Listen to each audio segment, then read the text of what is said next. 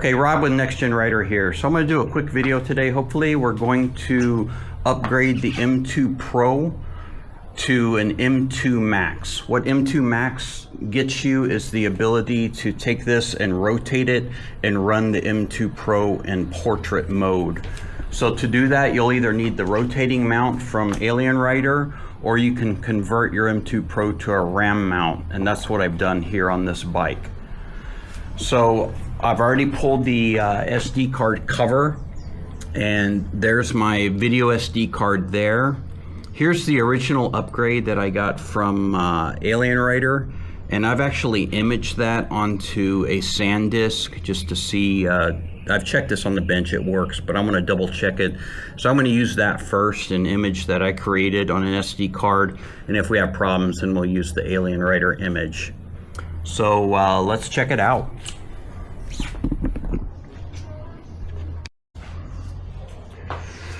Alright, so I got the camera up. Now, the instructions said you needed to power off the unit with this cycle button by holding it for 20 seconds. I think power off should be off. So what I'm going to do is I'm going to go ahead and just take the SD card. Unit's powered off, and we're going to insert it and see if it goes into upgrade. The instructions are really a little confusing.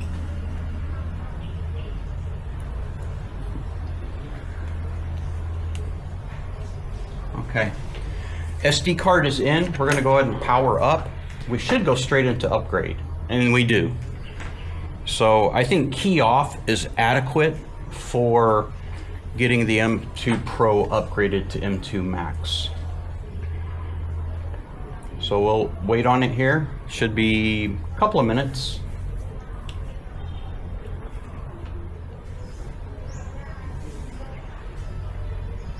There's progress bars full.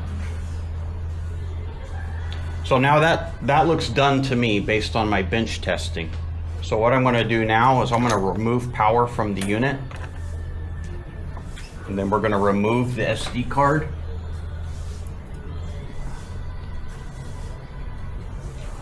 And I'm not going to insert the video card right away. I want to make sure our upgrade worked. So now I'm going to power on the unit.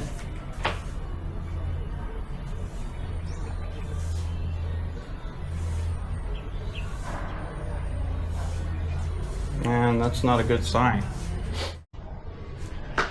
All right, so what I got right now is basically a bricked unit. So I have still my image. I just put it back in the Alienrider, and now we're going to remove power.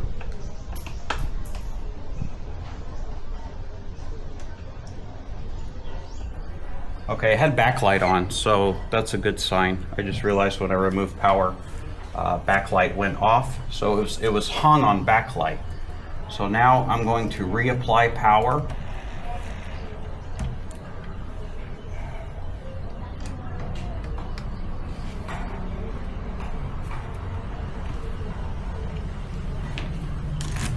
Pop a key in, and back into upgrade we go. See how this works.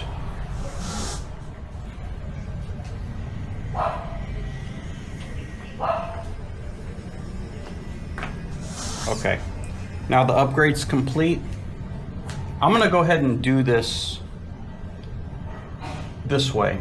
So we're going to key off.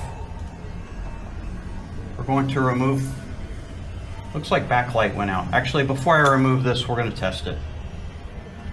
So we'll just leave it like that. We'll take out the upgrade SIM, or TF card actually. And now we'll power up.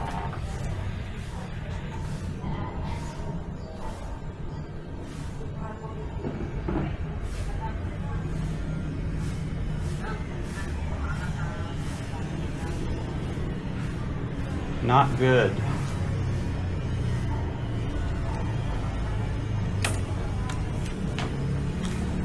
Let's remove power.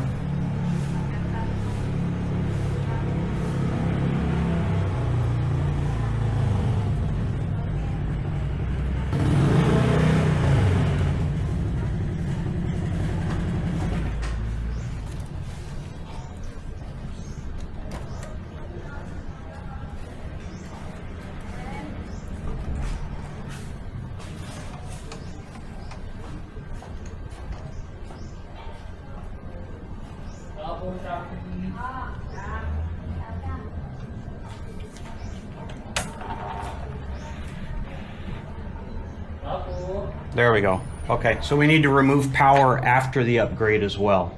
Whew! Had me nervous.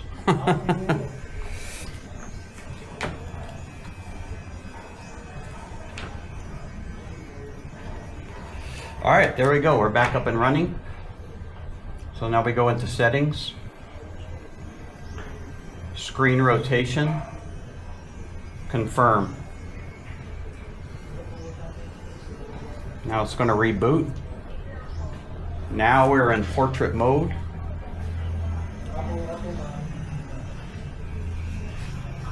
It's always a little slow on the first boot after an upgrade. All right, I'm going to bring the M2 Max now, I got to call it, back up and just show navigation a little bit. See if I can get the camera a little closer.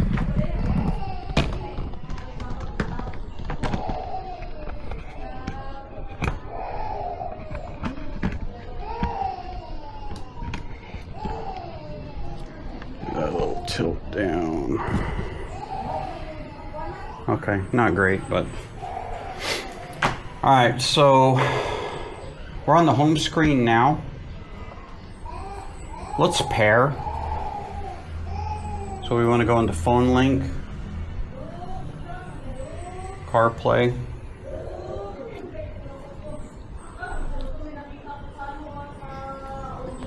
Bluetooth, find the device.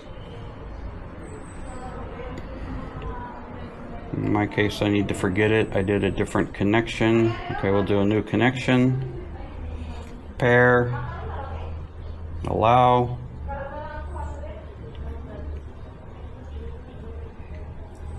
And there we go. We're connected. So here you go. This is what it looks like in CarPlay mode. Go into Google Maps. Do some navigation real quick. Let's find a McDonald's. My signal. Okay, we'll go here. Start. Head east toward Nara Boulevard, then turn left onto Nara Boulevard. Okay, so there's navigation. Let's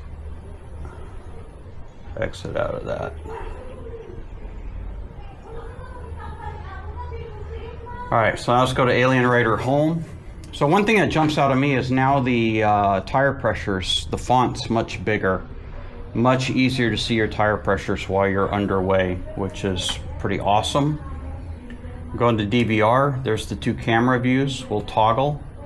So obviously it's just going to capture the center portion of the 1920 by 1080. So yeah. Anyway, center portion of the video frame. Rear, back, front, back. We'll go into, let's see what we want to do here. So it looks like they got rid of the playback button. Or is that it? Preview. I'm not sure what that's about. On the BMW F800GS.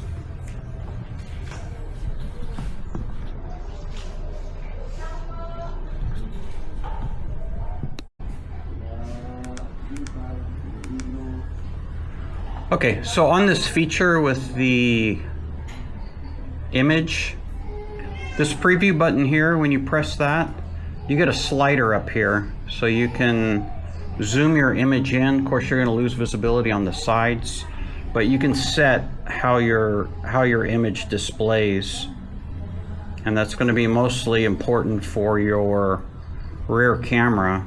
So I'll just set them maxed there and confirm. And now we'll toggle to the rear camera, and that's what you get with rear camera view.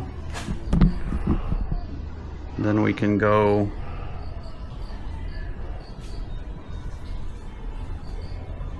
or you can set it something like that. Confirm.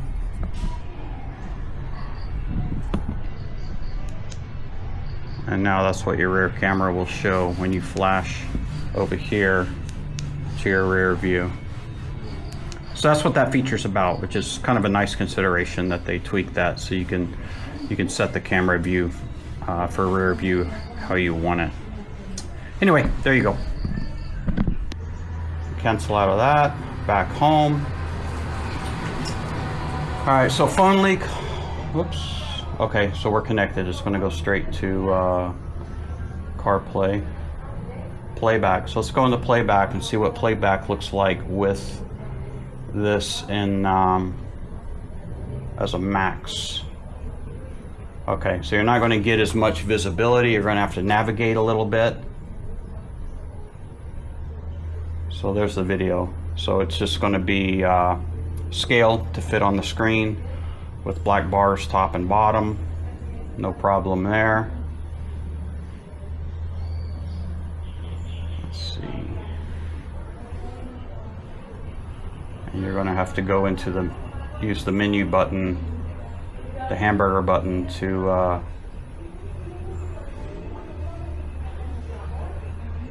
access the videos. Okay, there's an old video from a ride.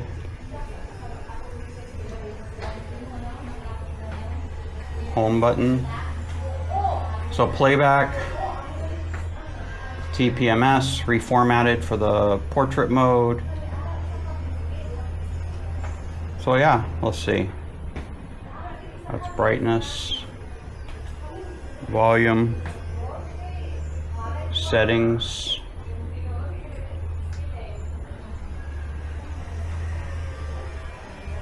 So yeah, pretty cool. I like it.